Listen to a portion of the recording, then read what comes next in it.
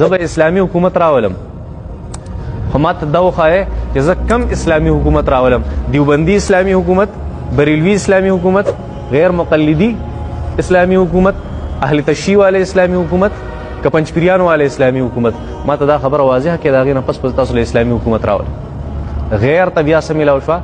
بانه ورته میلاو شوه. زه حیران یم چې دا مونږ د نظره شو او که مونږ سازش والو او که د خپل دین ته په خپله اور ولګو. څه چل شوی؟ نه د نظره شوي نه سازش والی. څه چلم کړی؟ اس گھر کو آگ لگ گئی گھر کے چراغ سے دل کے پپولے جل اٹھے سینے کے داغ سے. دا په خپل هم دا چل کړی، تیلی هم په خپله والې.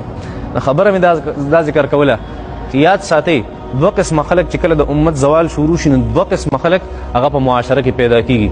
یو هغه خلک چې هغه ستا معاشره ټوکلې ټوکلې کوي او یو هغه خلک چې هغه ستا دین ټوکلې ټوکلې کوي د خپل نفساني خواهشاتو دپاره. څه دپاره؟ د خپل نفساني خواهشاتو دپاره. دا اوس هم شته او دا مخکې مو او دا به بیا مي. الله جل شانو فرمای معاشرتی خو یو طرف ته ان الذين فرقوا دينهم وكانوا شيعا لست منهم في شيء. الله جل شانو فرمای کم خلک چې دین ټوکلې ټوکلې کوي او په دین کې لارې وباسي پیغمبره دا ستاره سره امتیان نه دي. څه نه دي؟ ستاره دي سره کار نشته، دي تا سره کار نشته.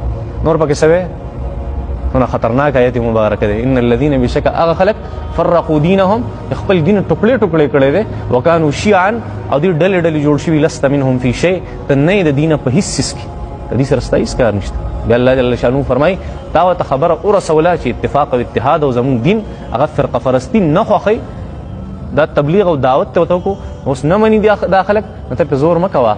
ته پې انما امرهم الى الله د دې فیصله چا ته پرېږده؟ الله جل شانو ته پرېږده. الله پوه شه او دې پوه شه. کوم خلک چې فرقې جوړوي په دین اسلام الله جل شانو داسې حکم. بیا الله جل شانو ثم ينبئهم بما كانوا يفعلون. الله جل شانو فرمای بیا به زه دې ته ووایم چې تاسو څه کول، څه چلم کړو زما د دین سره، زما د کتاب سره، زما د پیغمبر د سنت، زما دین خلکو ته ګران کړو. یو سوي او بل سوي، حالانکه ساده خبرې وي، صفا خبرې وي.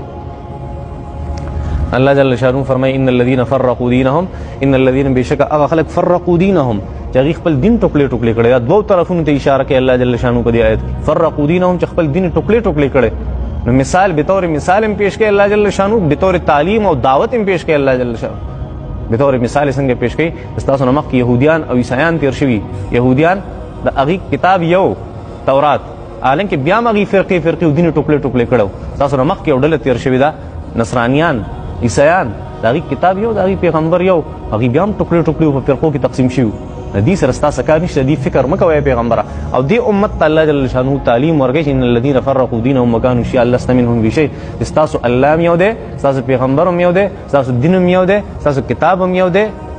بیا د فرقو څه مطلب؟ بیا دین ټوکلې ټوکلې کول د دې څه مطلب؟ تاسو ته هم دا خبره کوم چې کم یو سړی تاسو ته یو دیني طبقې او دیني مکتبه فکر طرف ته دعوت ترکوي چې دا پرېږده او دې خوا راشه، دا 100% غلط دی. څه دی؟ د دین اسلام سره هیڅ تعلق نشته. یا یو سړي په خپل مکتب کې بل سړی برداشت نه کړو چې زما مکتبه فکر دی او دی راځي او خپلې نخرې دلته ماته کوي. د بل مکتبه فکر انسان برداشت کول دا خو اصل دین دی، بل برداشت کول دا خو اصل ایمان دی. نه پوهېږئ په دې بات. الله جل شانه فرمایي چې تاسو دا تعلیم دی او دا ترغیب دی او دا دعوت دی چې دین ګوره ټوټې ټوټې نه کوي. اوس څه چل شوی دی؟ څه سمتې جوړ کړو مسلمانانو؟ کم طرف ته لاړو؟ قرآن واضحه، حدیث واضحه. یو یې زه دیوبندی یم، یو یې زه بریلی یم، یو یې زه جماعت اسلامي یم، یو یې زه جمعیت والا یم، یو یې زه پنجپیری یم، یو یې زه عثماني یم، یو یې زه اهل تشیع یم.